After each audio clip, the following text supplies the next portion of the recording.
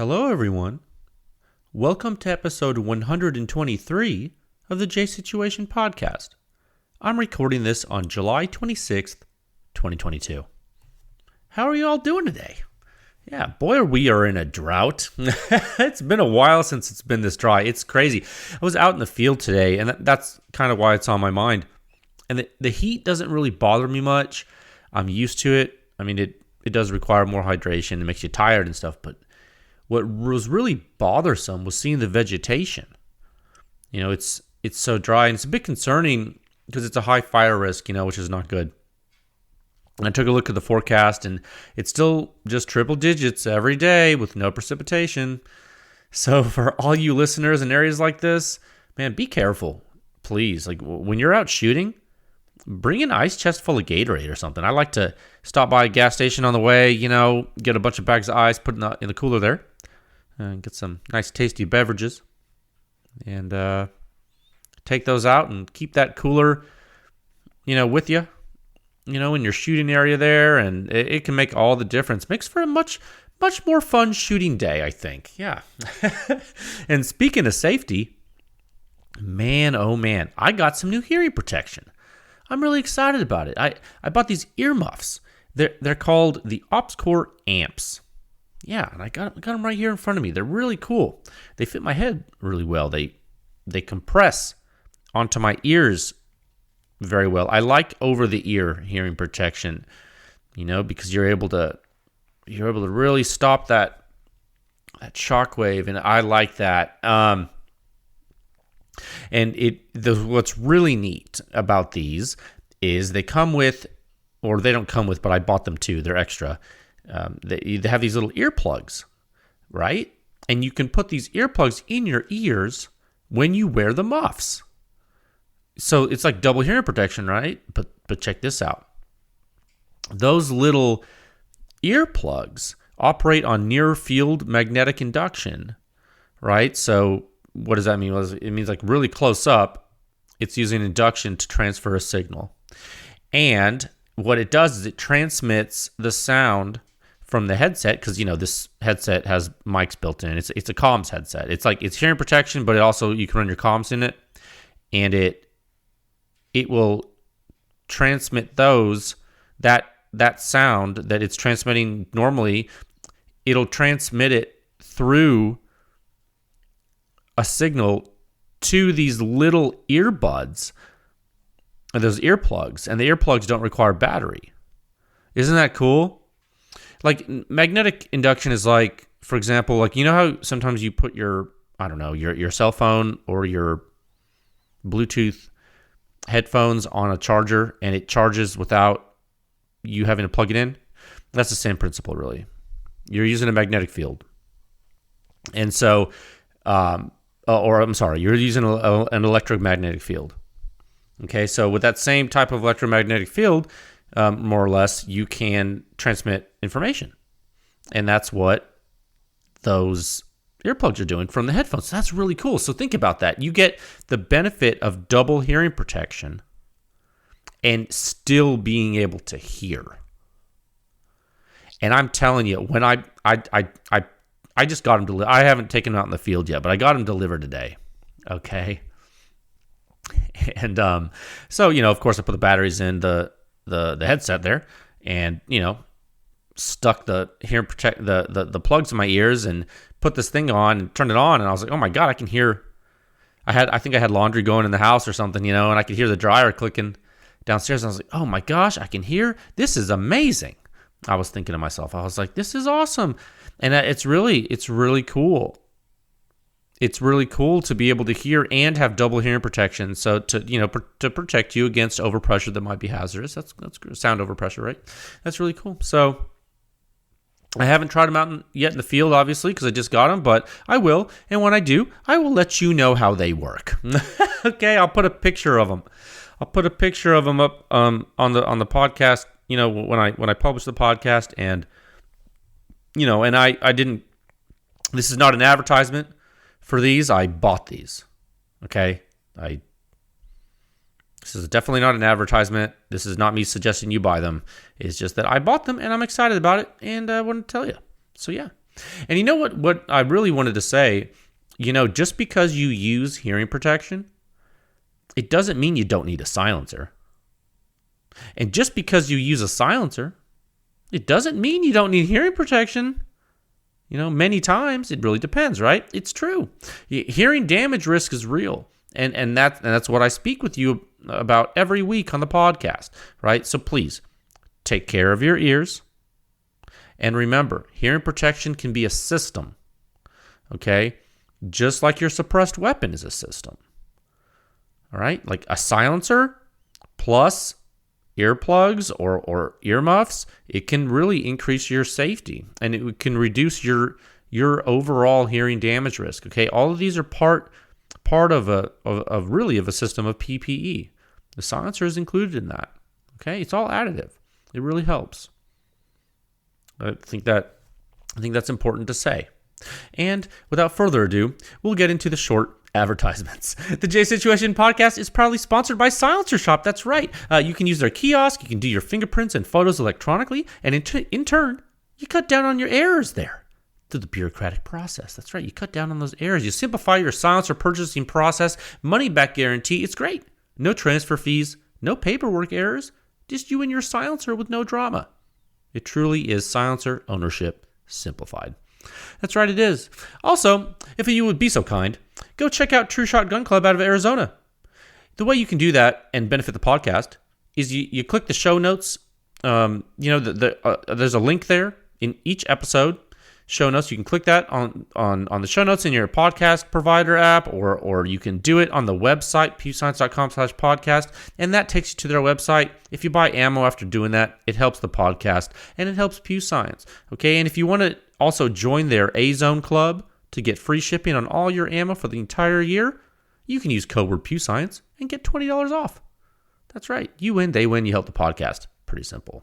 And lastly, and most importantly, this podcast is brought to you by Pew Science, pushing the silencer industry forward one test at a time. Visit pewscience.com for the suppression rating, the simplest and the most accurate hearing-safe rating for your suppressed small arms, based on true human inner ear response of the entire gunshot, from before the combustion takes place all the way till all the combustion is gone. Okay, and the suppression rating is in Section 5 of the Silencer Sound Standard. There are also reviews in Section 6, and finally, Section 7 contains the rankings. It's a simple database tool with which you can sort and filter all the public test results. That's right, and when you find something you like, you click the links in the table, and it'll take you back to Section 6, where you can look at the most in-depth silencer data in the entire world. That's right. As always, if you are a manufacturer and you would like to use Pew Science for private testing and consulting services, there's a form on the website with which you can submit that inquiry. Your contact information and all the test data will be held in strict confidence, unless, of course, you want to release it to the public, in which case Pew Science can help you do that. We've done that recently. You might see some stuff coming up, too. It happens from time to time, and it's really great. You can support this podcast, Pew Science, and all the testing I do by joining with a membership at pewscience.com. And if you join at the pro level, you get one-on-one support with me. That's right. You talk to me personally, I can answer your questions. Yeah, I love doing that. It's really great. I hope I can help people, and so far it seems to be working. Also, there's a donate feature on the review page and the podcast page. Every little bit helps, and you can donate a little bit, donate a lot of it, or you can donate nothing at all. And if you're not into money, which I can't blame you in these trying times, something that's free is you can give this podcast a great rating on Spotify and iTunes and write a nice review there and help us out here at Pew Science. Okay? Let folks know that silencers and guns are awesome, and maybe the general public will move one step closer to having suppressed small arms be normalized. That is the goal. We have 4 topics prepared today. Topic 1, rifle recoil. Does it matter? It can. That's right. PEW Science SCAR Project micro update number 5. It's going to be a short update, but I think an important one. Topic number 2, new sound signature review this week. This week? That's right. 556 back on deck, my friends. Is there more to learn? Yeah, it might be. Probably. Yes, there is. Topic 3. Listener questions are back. That's right. Let's hit a few from solicitation number 4. We're still in solicitation number 4. I'm going to go back in this. We haven't hit this in quite some time, so I think that'll be great. And then finally, topic number 4. Thank you all to PEW Science members, and not only for your support, but also for educating the public responsibly. It's really great. Okay, suppressed small arms are more popular than ever, and the consumer expectations are now getting more reasonable, and I love it. It's great to see. Thank you for your service. Okay, topic 1 at a time of 10 minutes and 30 seconds.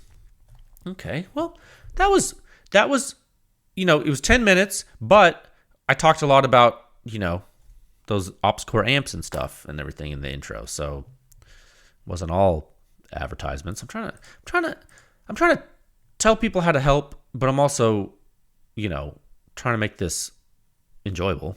1 minute. It's just you got administrative things to do. Topic 1, rifle recoil. Does it matter? And what does this have to do with the SCAR project? Well, I just noticed something, and it was such a big deal to me that I thought I'd talk about it. Basically, I worked solid through the weekend. Okay, not every weekend we get to play. This one I worked the whole time, but at the end, the second half of Sunday there, maybe the second or maybe the last third of Sunday, we made some time to go shooting. Mrs. PEW Science needed to check 0 on the fixed bolt action rifle for, she's going on a hunting trip. So, she's taking out the Helios QD TI. I think last time I had used that rifle, I was using the Hyperion, and, she needed something more compact for what she's doing. So we're like, oh, well, let's put the Helios QD TI on it with the direct thread mount, because CGS is selling that tapered direct thread mount now that's titanium for that silencer. So, that is really great, actually. And it's such a great match for the fix. The fix, that silencer with the fix, the 16-inch barrel 308 fix, is pretty slick. Okay, for a hunting rig, that silencer is light. Now that mount is titanium. It's tapered. The barrel and the fix is tapered. It's 16-inch. You get really great velocity from a 16-inch 308. You can reach out and you're killing whatever you want with that gun. Especially in Texas. I don't know if we don't need anything crazy. Usually, I guess sometimes you want to bump up to 300 Win Mag for like further shots or something, but I don't know. You can kill quite a lot of stuff with 308. So that combination is really cool. And it's a super light gun, super light silencer, and it's a great hunting setup. Okay, I think I talked about that rifle a lot. And a really good thing is that the at-ear performance of that silencer, that Helios QD TI on 308 bolt action, is phenomenal. That. You saw it in the 20-inch 308, right? It's in the Silencer Sound Standard, so that's a pretty well-known data point. And we learned about the Helios QD way back when. Okay, and the titanium version of the silencer has the same signature, really, and it's super light. It's great for hunting. And so we're checking 0, right? Me and the missus there. We're checking 0, and man, it's been a minute since she had shot that rifle. Okay, and it had been a minute for me too. I've been doing so much other stuff. I hadn't shot that rifle in a bit. Dang, man, I forgot how light it is, and it is not pleasant to shoot. It is not. It's going to hammer your shoulder, and so it's not a huge deal when you go hunting. Most hunters they're going to shoot one shot, maybe no shots. If you're a hunter, you understand. Sometimes you don't shoot at all, right? If you're hunting all night and hunting pigs or something, and let me use a different word. If you're killing all night and you're killing pigs, because, hunting is not killing. It's hunting is trying to kill. You're not always successful. But yeah, if you're killing pigs all night, maybe that's not shooting 1 or 2 shots. Maybe you're shooting a bunch. But That's very rare. I mean, I know you see it on social media all the time, but by and large, that's not something a lot of people do all the time. Most of the time, with a .308 weapon, you're shooting a medium to large game animal. I mean, you're doing it with 1 or 2 shots, and you're done. Maybe you kill a couple, in a day. Maybe you shoot 2 deer. I'm not saying this is, universal, but it's very common to have a very low shot dose for your ears and for the rifle, for your body. There are exceptions, but for a hunting rifle, it's common. So ordinarily, you want a hunting rifle to be very light. Okay, it's easy to carry, easy to handle, and you're going to have no issues, right? Now, checking zero was pretty quick. Then we're sitting there. We're sitting there after checking zero, and we're not, which, by the way, it was fine, interestingly enough.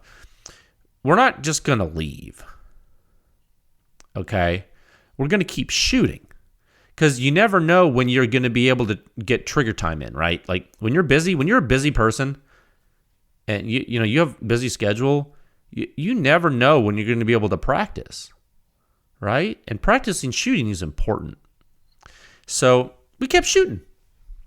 After a few shots, she was like, here, you shoot it. I've had enough, And I took a mag and I made sure I could still shoot the thing. I was like, yeah, let me, that's a good idea. Thanks for, give me the rifle.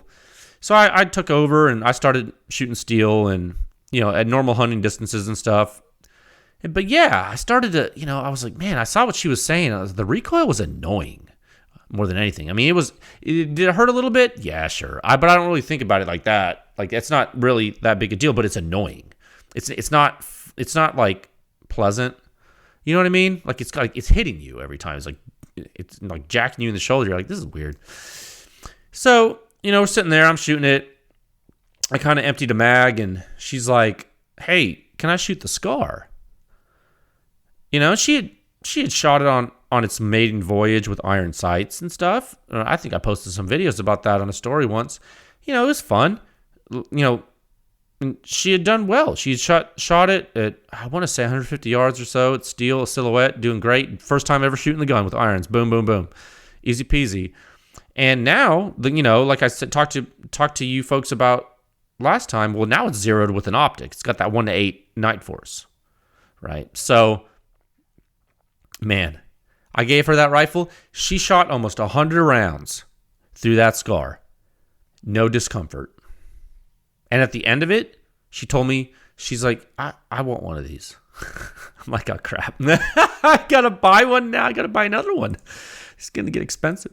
But yeah, so there you go. And why is this happening? You think, and I mentioned this on social media, and you couldn't believe it. I just thought it was so interesting. I posted on social media as we were leaving our place. I was like, hey, we took the fix out. The .308 fix. How did I put it? I said, we took out 2 7.62 weapons, 2 7.62 rifles, the fix and the SCAR, and guess which one is getting shot for fun after we're done checking zero? It was the SCAR. So I just thought it was so interesting. And because this is, this is 2 people shooting, and it's just observations. So why is it happening? Well, because, both guns are shooting the same cartridge. We were literally using the same ammo in both guns. We were using M80 ball. Because actually, M80 ball has a very similar zero to some of the hunting loads that I use in the fix. It's close enough. So that's what I always check zero with. And then, if I'm going to be shooting super far, I'll put a round through, with the full power hunting load I'm using or something, but it's going to be really similar in my experience with that gun. And so we're shooting the same cartridge in the SCAR and the fix. This fix has a 16-inch barrel. The SCAR only has a 13-inch barrel. Both have silencers. So is it the weight? The fix is really light. I mean, is the SCAR heavier? Well, yeah, it is. The SCAR's heavier, sure. But, SCAR has a smaller scope on it. And it's shorter barrel. It has a heavier silencer at this time. So, yeah, SCAR's heavier probably. I haven't weighed them to get, with everything on them and stuff together. But the fix is light. But the SCAR also reciprocates. Okay? And so the bolt carrier has to move for the gun to cycle. Excuse me. The bolt carrier has to move. So the kinematics are favorable for soft recoil. So I took some video. Of her when she was shooting. I was like, I want to see I want to be able to review this footage. You know what I mean? So I'm close up. I was standing 45 degrees behind the ejection port of the weapon as she was shooting. She was shooting standing on shooting sticks. Okay? So she's shooting standing. She's got the rifle on her, into her shoulder, and she's resting on these shooting sticks. All right? She's shooting. I'm catching the brass on my chest rig. It's kind of funny because it was super predictable and the ejection was soft, and you come back on target faster because of that. And the gun's less fatiguing. It's more enjoyable. You also find there's less propensity to develop a flinch if you shoot a bunch. You shoot a bunch of 308 with a light gun, you're going to get a little bit of a flinch sometimes, depending on how experienced a shooter you are and how much you've been practicing. It happens to the best of us. Sometimes you have to get rid of it. A better way to describe a flinch is an anticipation of recoil. If you anticipate the shot, you're going to pull the shot and you're going to miss, or you're going to not hit your point of aim. Okay, so it's just part of practice, right? And then I think there's tricks to get rid of that. And, just dry firing is really good, right? So I was noticing that when she was shooting and how well she could control the trigger, and she was just doing so much better than she was with that dang bolt action. I mean, she can shoot with the bolt action, but the SCAR, I mean, she shot like over 100 rounds through it. All right? That's a lot. A 308. That's a lot of 308. Especially when it's $1 a round, by the way. If you're keeping score at home, it's $1 a round to shoot M80 ballpark. Okay. I'm sure some people are like, I can reload that for 87 cents a round, Jay. I'm like, okay, well, good job. I don't reload. I don't have time. But it's interesting, right? It's interesting, and we brought up two guns. They're both 7.62, but you do notice it. You notice it with 7.62 due to the energy. You're propelling 100 around, give or take, 150 grain projectile instead of a 55 grain projectile with 5.56, right? So you're slinging 3 times the mass. 3 times the mass downrange, both on an SBR. And it's a big difference in the momentum. All right? It is. And that momentum has to go somewhere. Okay, so you got to think about this. So this is just a quick update for you guys. Not every update is going to be super technical on the SCAR, but I want you to be thinking about your weapon systems. Okay? Think about not only what you want to do with them, but what you can do with them. Okay, sure. Like, for example, the Fix, it's a great hunting rifle, but it's not a super fun rifle to go shoot all day at the range. Even with a super quiet silencer. There's other things besides sound. Right? Now, there's some things you can do to make shooting that rifle more enjoyable, but it's never going to be as pleasant as a heavier bolt action, for example, ever. That's just physics, right? It doesn't mean it's a bad rifle. It doesn't mean the Fix is a bad rifle. It's just a specialist, And take the SCAR. It's super expensive, right? Well, I guess the Fix is expensive too. I guess they're both expensive, but the SCAR is expensive, but it's soft shooting, but it's not for everyone. But it fires the same cartridge as the Fix, and you can kill things with it too. You feel me? And you can shoot it all day. So it's an interesting fact about that. And this was real world experience. This was not just me shooting. This was a woman.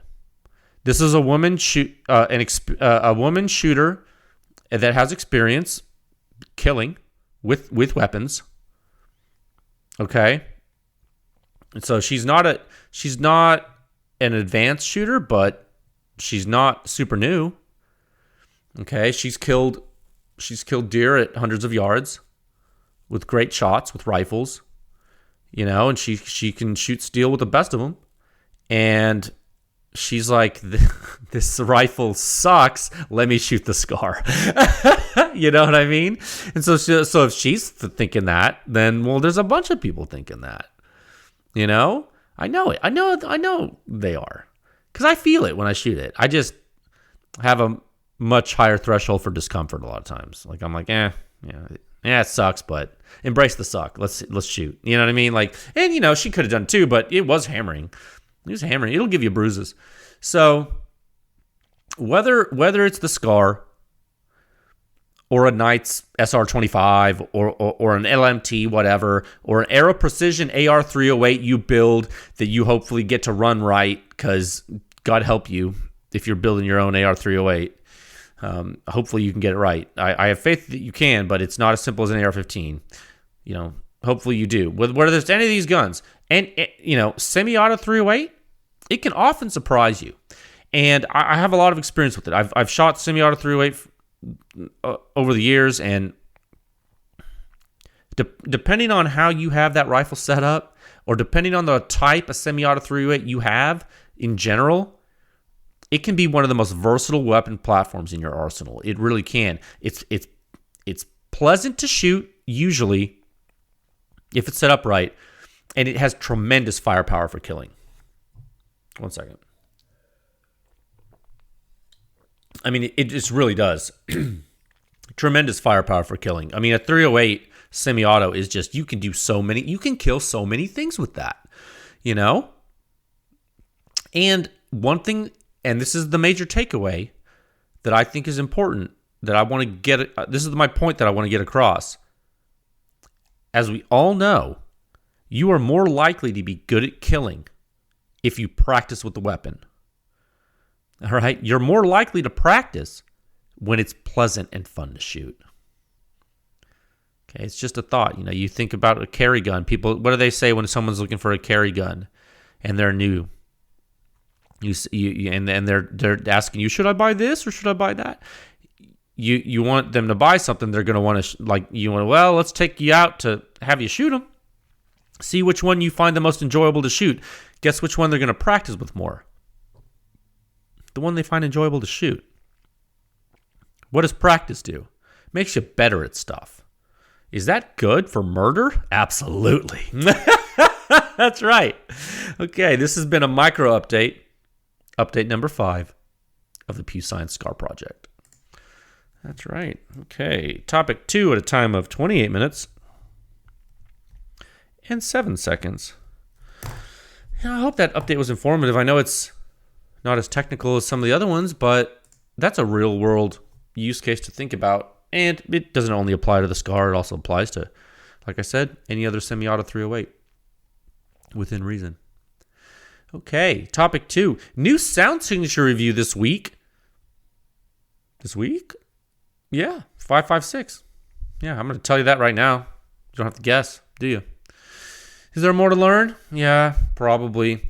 Speaking of rifle cartridges, you'd think it's something that's easier for a lot of folks to shoot. 556. We talk about the 55 grain versus 150 grain. Yeah.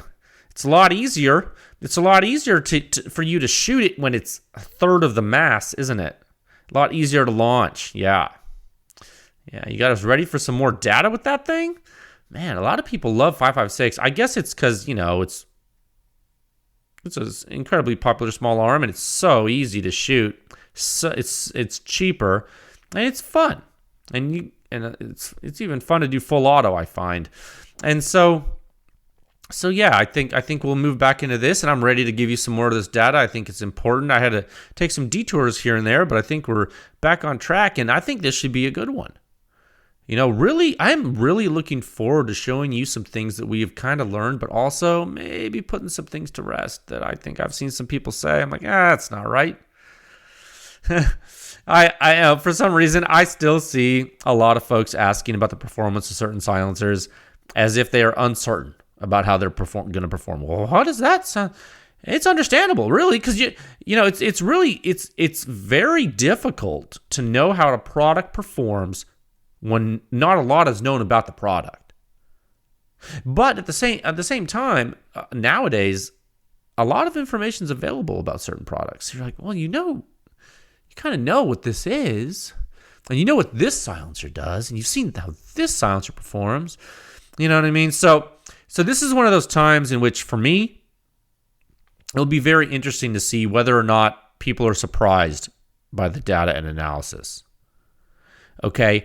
Like, we're lucky in this case because I'm fairly certain folks have had an opportunity to shoot the silencer. That's the subject of this week's review. Like, the data I'm releasing, I'm pretty sure some folks have shot it.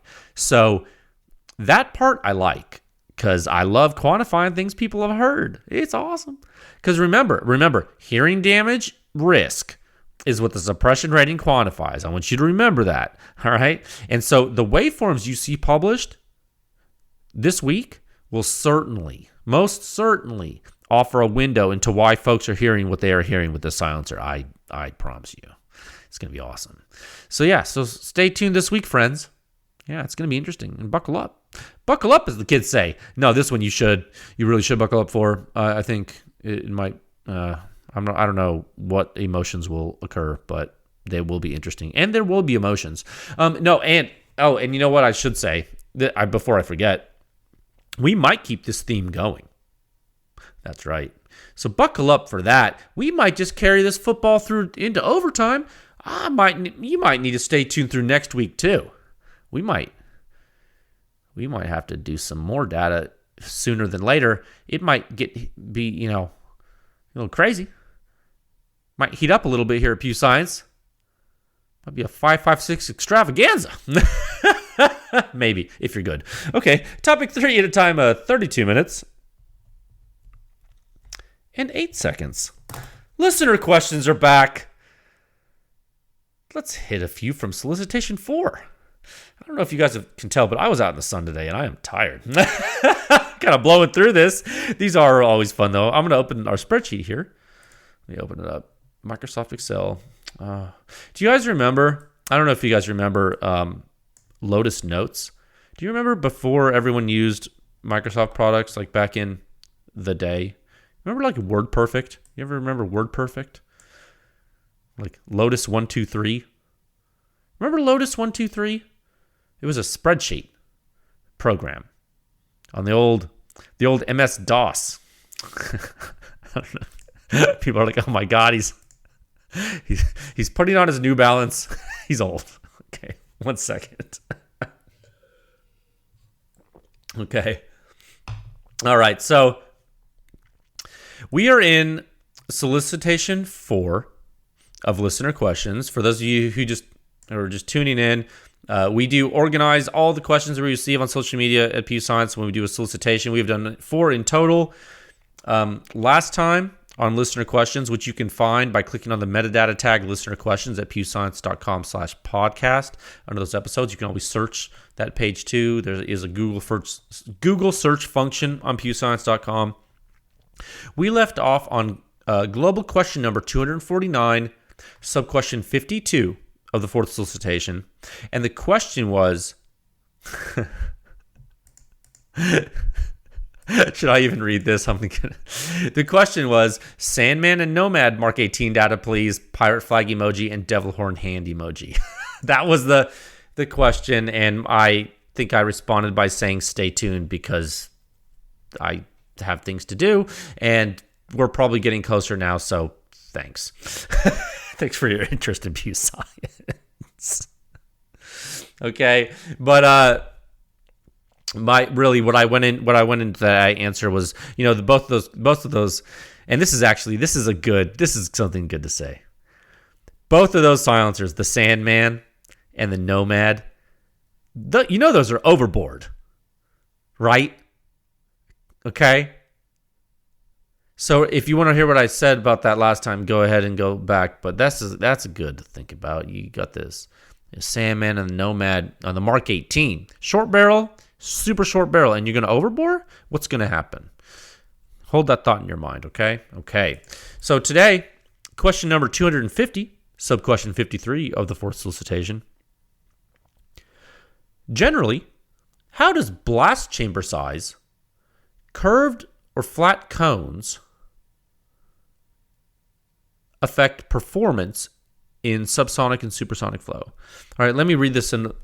It was kind of, the sentence was organized in a strange way. Let me read that again. Generally, how does blast chamber size and baffle shape, curved or flat cones, for example, affect performance in the subsonic and supersonic flow regime? That's a really good question, sir or ma'am. This might turn into a long one. Let me think about how I'm going to explain that.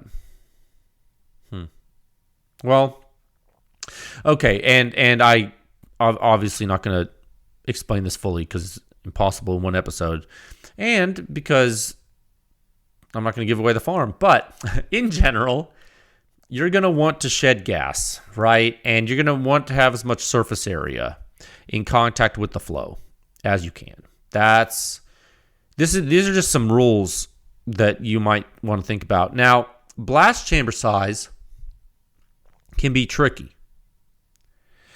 Blast chamber size can be tricky because depending on the type of muzzle device you're using, it really depends. Sometimes you're going to get that first round pop really coming out. That might be, you might support extra combustion more than you want to when your blast chamber is really big. It just depends on what you're doing. And there are some things you can do to help mitigate that. Now, with regard to different baffle shapes, like you're asking about, sir, ma'am, yeah, and super and subsonic cartridges, I wouldn't really focus much on the shape of the baffle as much as I would the holistic design of the baffle and where the baffle sends gas.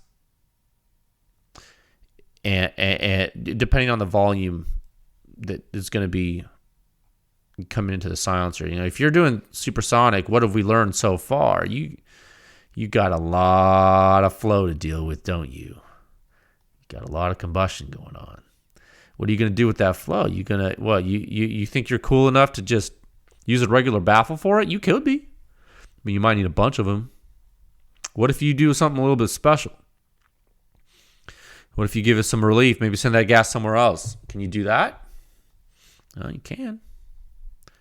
You certainly can. And that's what we've noticed, right? In the data, in the test data.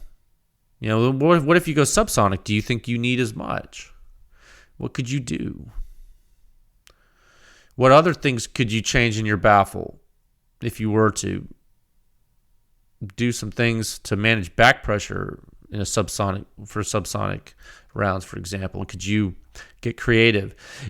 Can you do both super and subsonic and still get good performance? These are good questions. Managing gas flow and doing it efficiently, it comes down to more than curved versus straight. Okay, it does. And I'm afraid I can't really give silencer design advice on the podcast. I'm just not going to do that. It's not that I can't do it; it's that I won't do it. And I hope this helps for now. Good question. I'm not going to design a silencer for you. It's not my job. One second. I'm going to take you to the edge of the cliff. Okay? With PEW Science, but I'm not jumping with you. I stay there. I'm the tour guide. Okay. Question 251, sub-question 54. How critical is it to have a taper adapter if your silencer has a taper and your rifle barrel doesn't? Well, it's not critical necessarily. It really depends on the barrel shoulder, right? It depends on the barrel shoulder, and there's two cases here. So you're asking, and I want to really make sure people understand this. Like this later gentleman is asking, if you have a silencer that has a taper, whether that be a direct thread taper, let's pick some silencers. CGS Hyperion, Hyperion K, Q full Nelson, Q half Nelson. Those are easy ones to think about.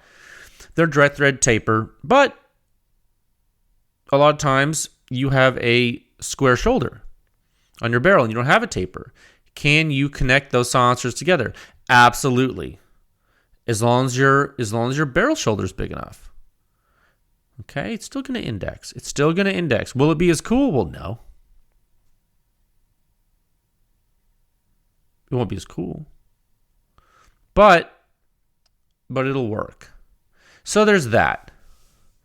There's also the case of you have a 90-degree shoulder on a silencer, but you have a taper on the barrel. You see, and in that you have to change something, because you have to put either a bushing on the barrel to make a 90-degree shoulder, or you need to change the mount in your silencer if it's a modular mount silencer and change to a direct thread taper adapter. Now specifically, I'm just, you see the differences. It's you can go taper to taper, no problem. You can go tapered silencer to 90-degree shoulder, no problem. But when you try to go 90-degree shoulder silencer to tapered barrel, that's when it's critical. It's critical that you had a part. So your question, sir, ma'am, is how critical is it to have a taper adapter if your silencer has a taper and your rifle barrel doesn't? Well, it's not critical, but it can be cool. So you're saying taper adapters. So you're wanting to extend the length of your barrel, kind of like I did in the CGS tests, the CGS Hyperion and Hyperion K. I don't know if you guys remember that, but those two silencers were tested on 20-inch barrel 308 with a taper adapter. You know why I did that? Because the barrel shoulder of the Savage Model 10 precision carbine that I test with for 308, that shoulder was too small for the CGS silencers that I had needed to test.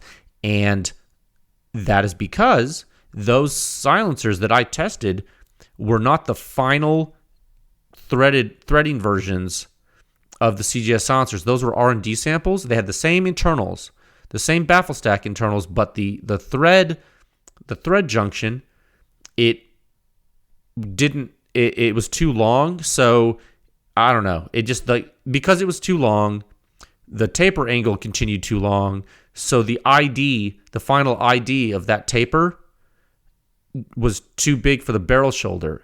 So so you're the criticality, as it were, to use your own words, sir, ma'am, how critical it is. The criticality is dependent upon your barrel. I would say that, because it's not a critical issue unless your shoulder's not big enough. Then you're screwed, unless you have a taper adapter, okay? Okay. I hope that helps. All right, that's actually a really good question. I bet we helped a lot of people. Okay. Let me put the clock in the same way. Okay, so we're 45 minutes in. All right, 1 second. We're going to make great time today. I'm going to be a happy man because I have a lot to do this week. Okay. Question 252, sub-question 55. How would one better utilize the CGS Helios on 5.56? Oh, I understand what this question is. It's not Helios. So this later gentleman is actually asking about the Helios QD.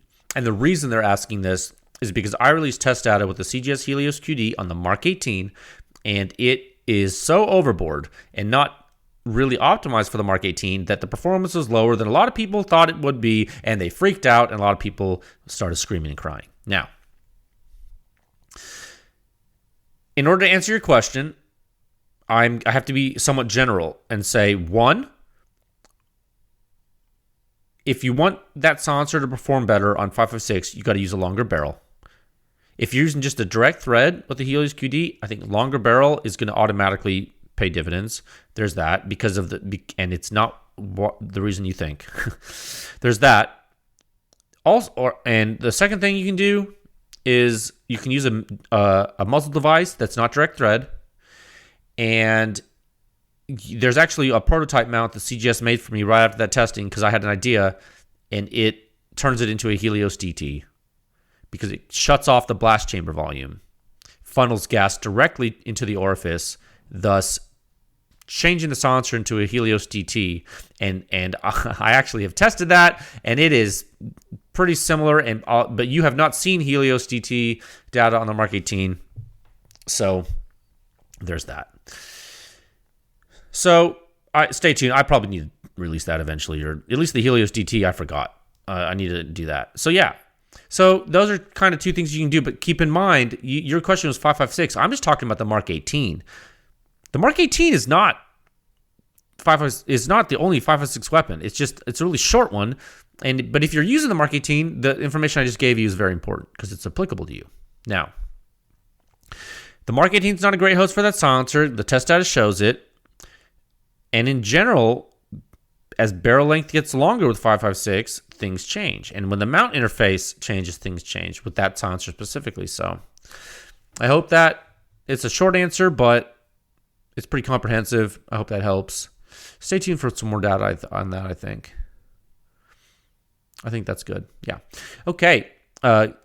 Global question 253, sub-question 56. What features would you look for from a better 9mm pistol host?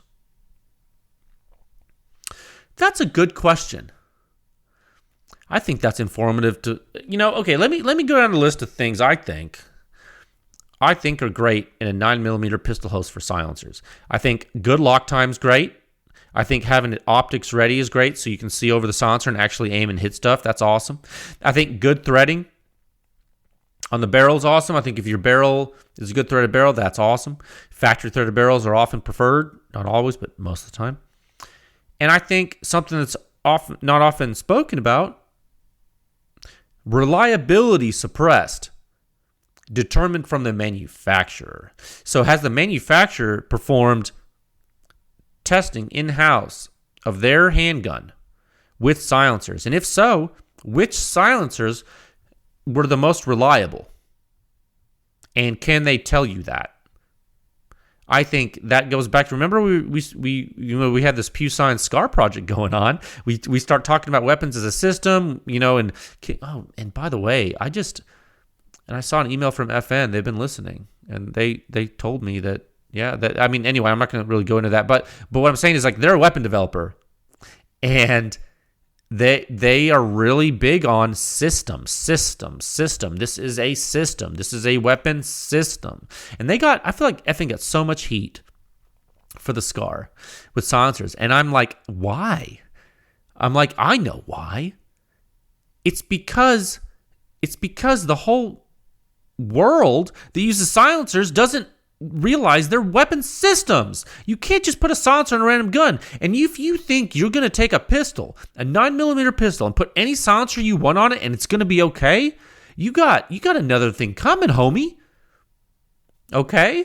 It's just not you get spoiled when you use a SIG or an HK, right? Or a Glock. Or an FN. I'm kind of listing the only pistols that I would even buy. Look, that is not a knock on everyone else that makes pistols. Handguns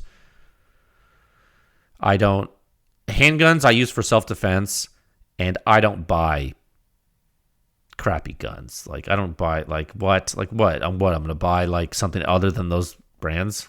Why? You know how much ammo costs? Why are you even pinching pennies with pistols? They're not even that expensive. I'm not going to get some custom race gun. I'm going to get a combat pistol. It's for killing things. All right? We're talking about silencers here. So, I think good lock time, optics ready is a plus, not mandatory. Obviously, it's user preference, but I think, you're asking my opinion. Good threading is good. Reliability suppressed. I went off on that tangent, but boy, howdy, is reliability suppressed. Get an answer.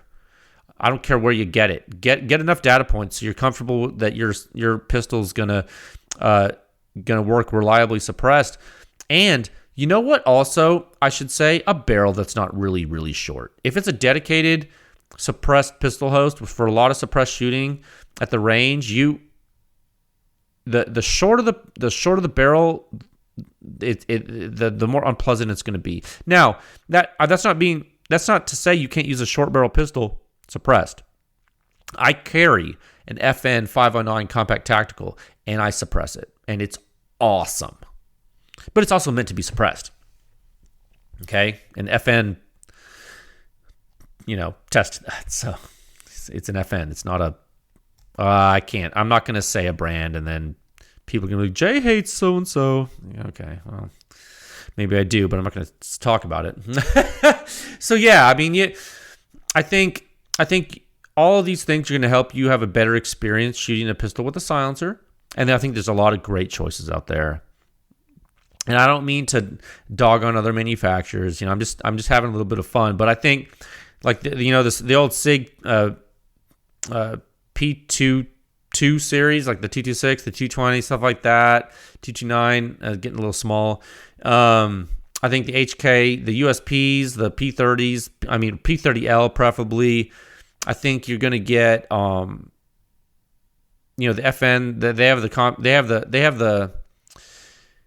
They have the FNX series that's hammer fired. They have the F09, the 509 that's striker fired. They both have tactical versions that have threaded barrels, and the recoil spring is tuned for silencer use. That's really great.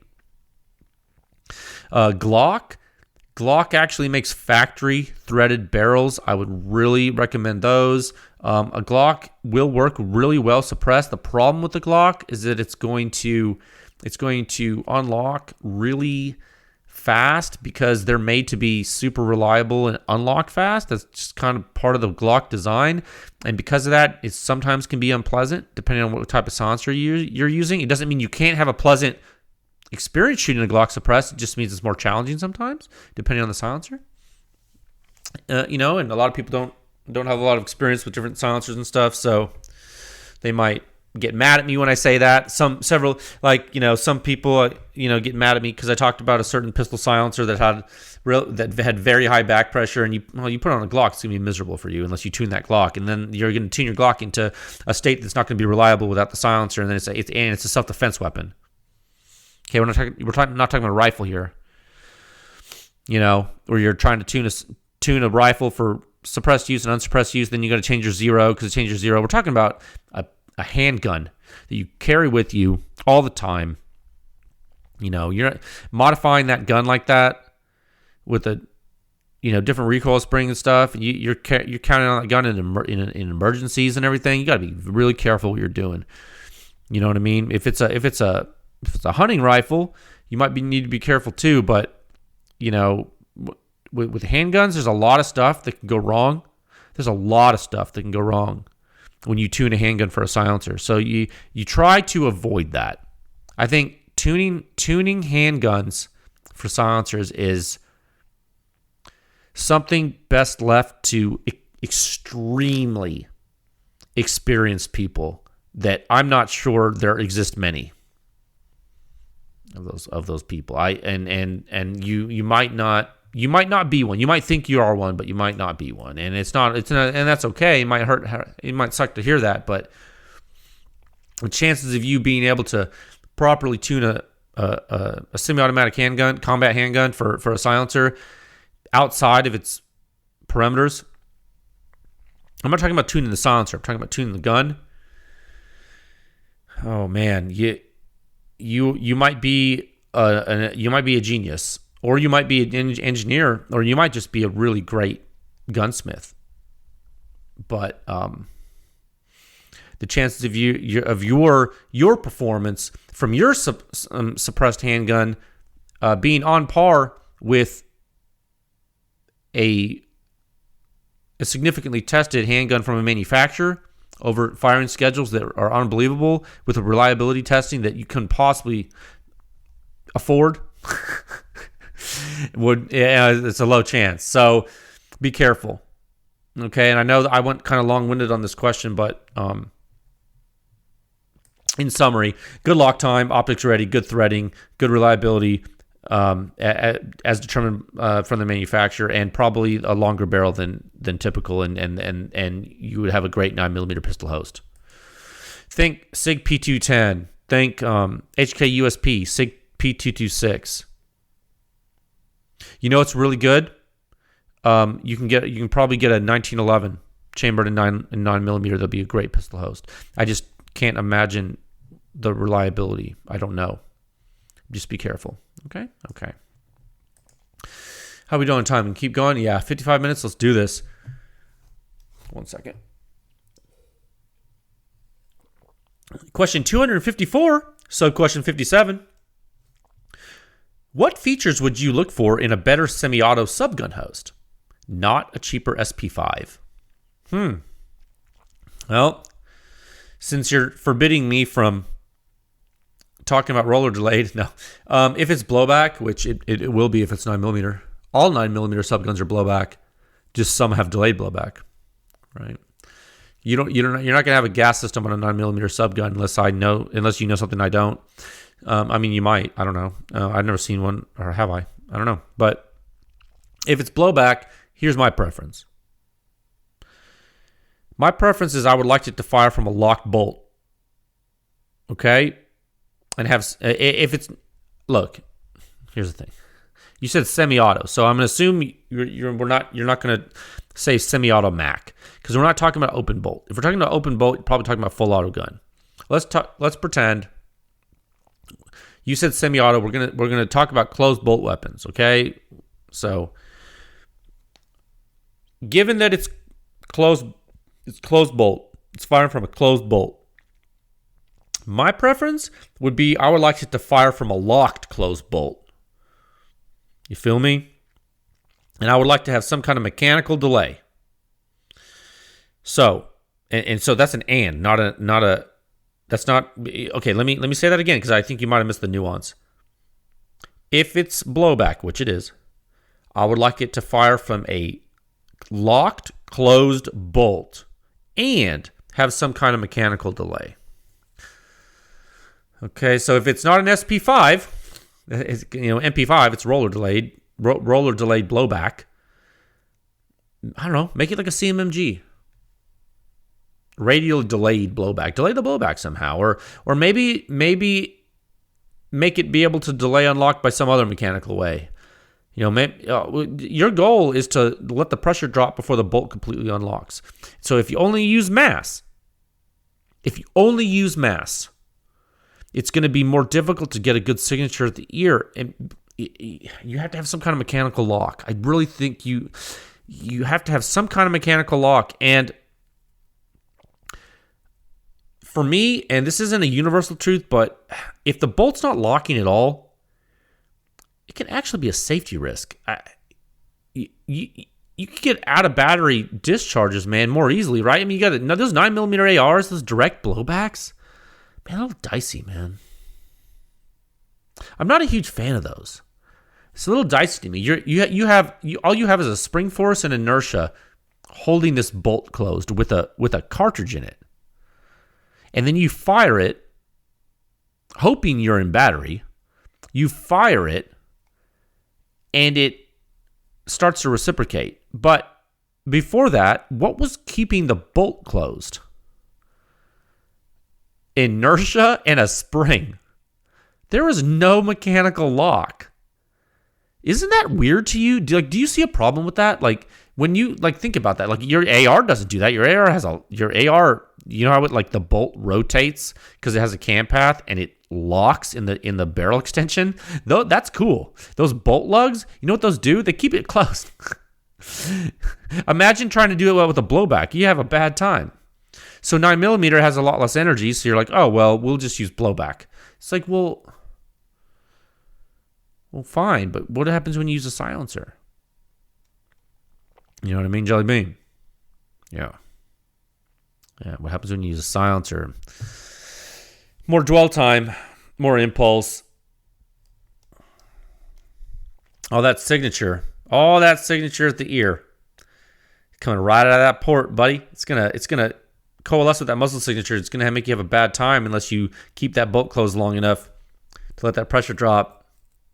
And if you want to do it with just inertia and a spring, that's going to be a ka-chunk gun for you. You can do it. It's not as cool. Okay, I hope that helps. So that's a great question. You asked me what features I would look for. I just told you. Question 255, sub-question 58. Do you believe it's likely or unlikely for PEW Science to become your full-time job? Trick question. It is a full-time job. And how do you know that I don't have more than one? Because I do. Spoiler alert. No, I understand the point of your question. We'll see what the future holds. The world is a really crazy place, and things are often unpredictable. And I think that this is working really well right now, and you will see. We're growing, and I think the business is doing well. I think people are enjoying it. I think that it's valuable, and I think there are many things to do. And we're, I think if we made it this far, I think we have a good chance of success. So we'll have to see. Thank you for your I guess your inquiry and your interest in the big picture. I appreciate it. Question 256, sub-question 59.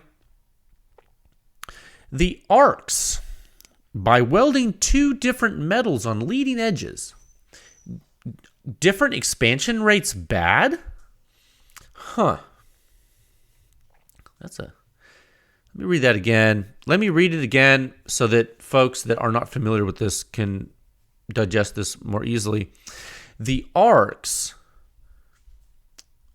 in the fact that it has bimetal baffles, two different types of metals in the baffles, and there's leading edges of the baffles there. That's when they use stellite on there.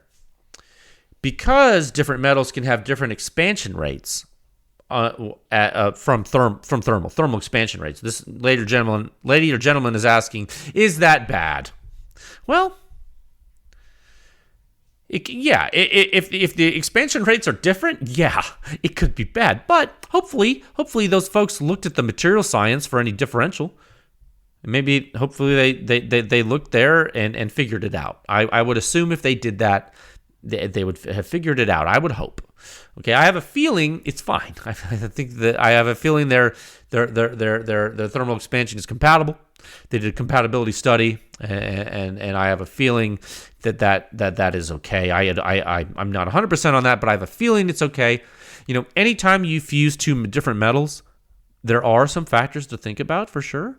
Okay, we'll just have to see. We'll have to see how that shakes out. We'll have to see if the design works. Maybe if they sell more, they'll have people using them, and then you'll get some third-party data. You never know. Okay, question 257, sub-question 60. Do you think a smaller bore end cap would engage the annulus in the Helios QD via back pressure? Wow, what a high-level question. This is great. What a good question this is. Do you think a smaller bore end cap would engage the This is such a great question. So for you guys that don't remember, and we talked about this earlier in a different question.